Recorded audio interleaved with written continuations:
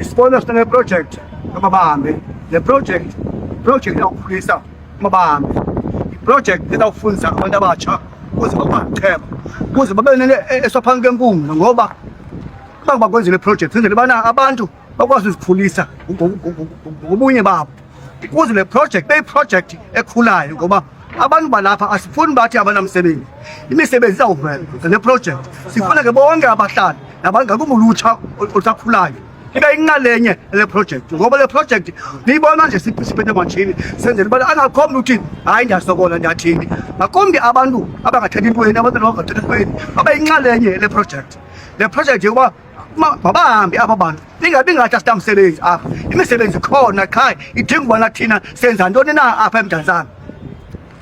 Ukongeza umseleyithethile kuba kwazisa uba njengoba bezawube besebenza abantu kule project abasebenzi free bazawufumana nabo bazawubhatalwa and sicela inkxaso kuni bantu baseMdantsane ukuba xa ngaba umntu enengxa efuna uchetyelwa please contact us abantu bakabahambe ukwenzela uba sizawukwazi uba sikhulise ulutsha lethu.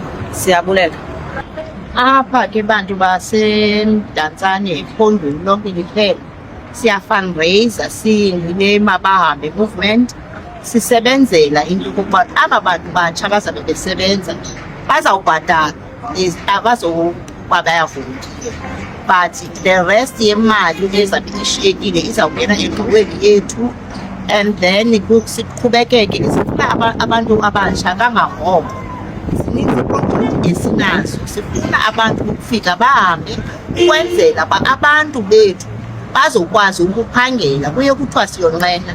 So this is one of our projects ukuceba iiyadi zabantu sizawufumaneka ke bethunani into osifunayo funa siyomcebela uzawubhatala and then ekubhataleni kwakhe uzofumana abantwana bacebayo bangazokulala bempile bazokwazi ukulala bempile eshiyekileyo ke basendishilo izawungena engqoweni wonke umntu omtsha. It's not the only opportunity esinayo nento ezasidibanisa nee-bikers on Saturday abantu abatsha bonke mabaze bazawufundiswa ukuqhuba ukwenzela into yokokuba sizobafaka umntu wangaphandle sifake bona kwezi ndawo zihambisa ukutya koospa koocheckers 60 so uzawuqeshwa abantu batsha landelani bethunani yonke le nto esenzela nina asenzeli thina as much as sisithi thina senzela abantu abatsha bazokwazi ukuphila bazokwazi ukuziphuhlisa bazophuma kwii-drugs bazophuma ekuseleni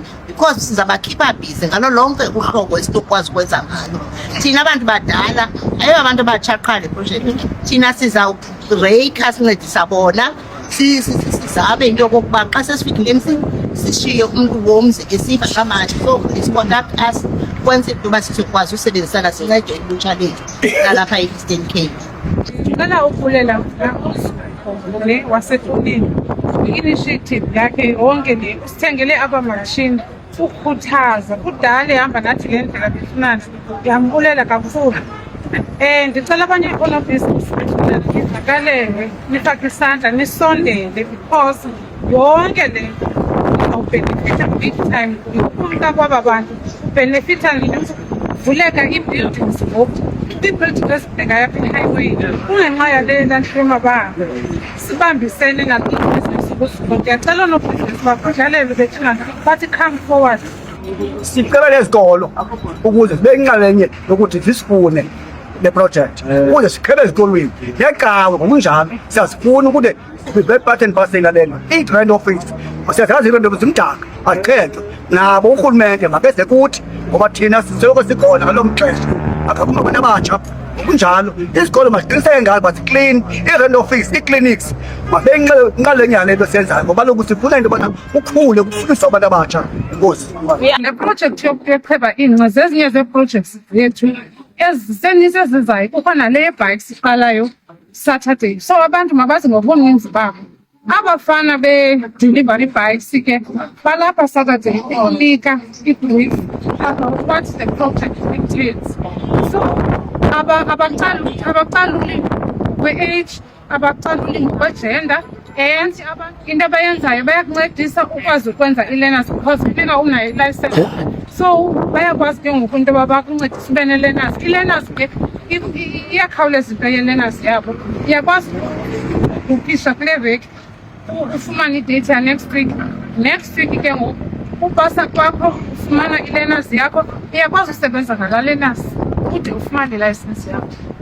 Ndifuna uyicacise kakuhle sesibusi laa ndawo ithi ungeza noba unayo imali and uyothi xa uphangela ke ngoku uyifumene le into uhambe ukhuphe noba yiloo 200 rand ngeveki for uba ude ugqibe laa 1000 rand ifi yabo. Injalo sisibusi. Yes, baye-understand abantu that is why benze le provision yoba uyibhatale wena weekly, because they know ukuthi you are going to make money. The first week oqala ngayo uyakwazi ukwenza up to 7,000. So kulaa mali uyipeyileyo ukhupha ecaleni 200 abantu each and every week for 5 weeks so that it makes that 1,000. So le program abantu ndiye bafowunelwa ngabantu abaninzi, iqala nini, iphi indawuni? Abantu are so interested, ba-worried nangoku. Am I gonna make the cut? Am I going to be part of this? Come. Nizozivela apha. I can't guarantee into uzawuthatha or not. Yes, baninzi abantu. Iyaqala yona Saturday ngo-11 apha kule ndawo sikuyo ngoku. Apha ecaleni ko-KFC and Shoprite there. Ndicinga sisibusi if usinoyicacisa more le ndaba yezi yale khati abantu bayijongileyo. In my understanding, I hope ubasithetha into enye nala madoda azayo. In my understanding, i-bike for uba ukwazi ufumana umsebenzi ngayo uyakwazi uyi-operate ibike nange-learners. And kula learners phaya, i-learners yebike ayifani nale learners yemoto. I-learners yebike funeka khona xa uyoyibhala phaya u-identify ezi parts zebike, ii-brakes zindawuni.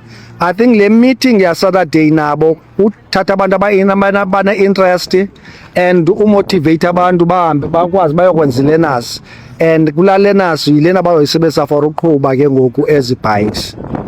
That is true. And some of abantu bebekhe bandifowunela bayasho okanye sisibusi ndinayo mna i-training lena yebike, so I just andinida umsebenzi. So that's where we come in. It's a Saturday. Aba bantu banazo already licenses zebike mabeze Andithi imisebenzi. because khumbula phaa besithi laa mfana sibakhuphile kwaShoprite sabakhupha emveni koku ii-order zaninzi akho bantu bee-bikes for uqhuba ngenxa yoba kwaphindwa kwabuyiselwa kwawa bantu. Nawo ke ngosizama ulungisa leyo into yoba abantu bakuthi bengabo that are owning that space. Yes, that's what we want to do. Because ngoku bayaqhuba basebanintsi abantu bokufika kule industry. Nakwi-industries ezininzi like hospitality basebanintsi abantu sizabakhupha. Abantu mabangawari into yobana hey bane-stress abantu bazaba banintsi come. Bendifuna ungena nakule into kaloku xa kubhalwe learners babakhona abatshonayo. That's why we want them baze in numbers so that aba bapasileyo bakwazi uyofakwa emsebenzini. I'm not sure ke ndiyazi mna kuyatshonwa kuyapaswa kwi-learners.